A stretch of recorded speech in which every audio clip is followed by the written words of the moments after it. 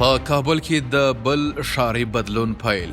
کابل ښار د هیواد د یو تر ټولو ګڼ نفوسه ښار په توګه له کلونو راهیسې له سختو ترافیکي ننګونو سره مخ دی. هغه ستونزې چې د ښاریانو ورځنی ژوند یې اغېزمن کړی او د لویو بنسټیزو پروژو پلي کول تر بل هر وخت ډیر اړین کړی دی. په همدې تړاو کابل ښاروالۍ د ښاري تګ راتګ د تنظیم لپاره یو نوی ګام اخیستی او د نجات یادګار په تقاطع څلورلارې کې د یو هوایي پل د جوړولو طرحه وروستۍ کړې ده. دا هغه پروژه ده چې د پلازمېنې د ترافیکو په مدیریت کې یو مهم بدلون راوستلی سي.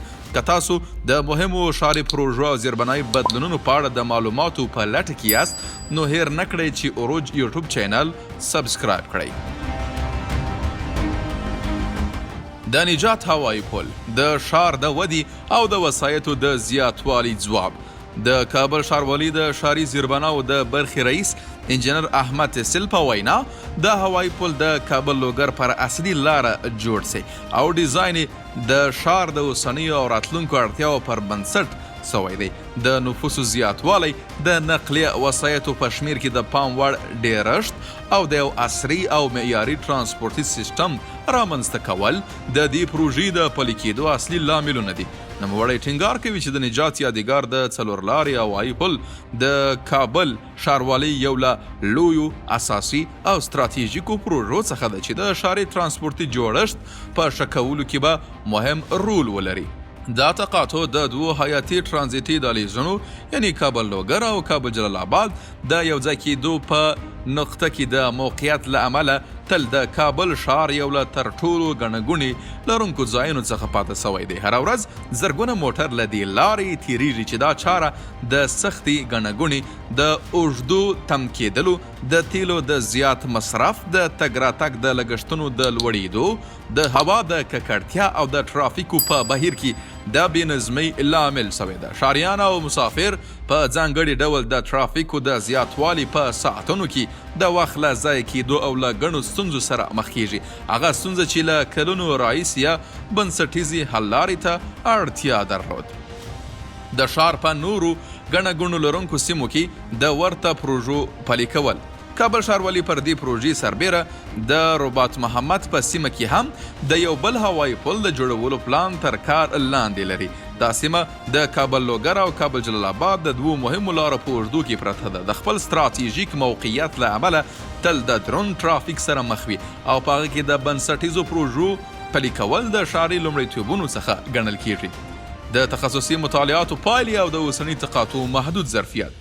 د څېړنو پر بنسټ کابل ښاروالۍ د دې پله تر ډیزاین وړاندې د نجات یادګار د تقاطع ترافیکي معلومات په دقیق ډول راټول کړي او تر تخنیکي او انجینري تحلیل لاندې نیولي دي. د دې مطالعاتو پایلې ښیي چې د دې څلورلارې اوسنی ظرفیت خورا محدود دی او په راتلونکو کلونو کې د ترافیکو د اوسني حجم او د هغې د زیاتوالي د مدیریت وړتیا نه لري. د همدې امله د هوایي پله ډیزاین د اوږدمهاله اړتیاو په پام کې نیولو سره سوی دی. تخنیکي ځانګړتیاوې د وروستۍ طرحې له مخې د هوایي پل به لاندې ځانګړتیاوې ولري.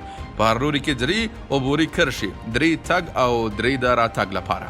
د پله ټول اوږدوالی 450 متره، د پله سور 28 متره، د پله لوړوالی شاوخوا 7 متره. دا لوړوالی په داسې ډول په پام کې نیول سوی چې د وسایطو د خوندي تګ راتګ د تضمین ترڅنګ د ځمکې په کچه هم ترافیکي نظم په محسوس ډول شي. دایروي رمپونه د پیچلو ترافیکي غوټو حل لاره. ترافیکي مطالعاتو ښودلي چې د دې تقاطع تر ټولو ډیر ترافیکي فشار پر کیڼ لوري ګرځېدلو پورې اړوند دی. د دې ستونزو د حل لپاره په طرحه کې 2 رمپونه یا دایروي کړۍ په پام کې نیول سوي دي. لومړی رمپ د 252 مترو په نږدې اوږدوالي او 48 مترو وړاندې شعاع سره. دویم رمپ د 290 مترو په نږدې اوږدوالي او 50 مترو وړانګې سره. دا رمپونه به د ترافیکي جریان په ښه ویش او د تم کېدلو په کمولو کې مهم رول ولوبوي. د نجات یادګار په تقاطع کې د هوایي پله جوړول د ښاري ترانسپورټي شبکې د پراختیا، د ترافیکي ګڼه ګوڼې د کمولو او په ښار کې د تلپاتې نظم د رامنځته کولو په لور یو بنسټیز ګام دی. د دې پروژې په ګټې اخیستنې سره تمه کیږي چې د ښاریانو تګ راتګ اسانه سي، د سفر وخت کم سي، د تیلو مصرف او د چاپیریال ککړتیا کمه سي او کابل د تلپاتې پراختیا په لور یو بل ګام نږدې سي. که غواړئ له وروستیو ښاري بدلونونو، بنسټیزو پروژو او مهمو راپورونو خبر سئ، همدا اوس د عروج چینل سبسکرایب کړئ او دا مطالب له نورو سره هم شریک کړئ. د یو آباده، آزاد، ځان بسیا او صنعتي افغانستان په هیله.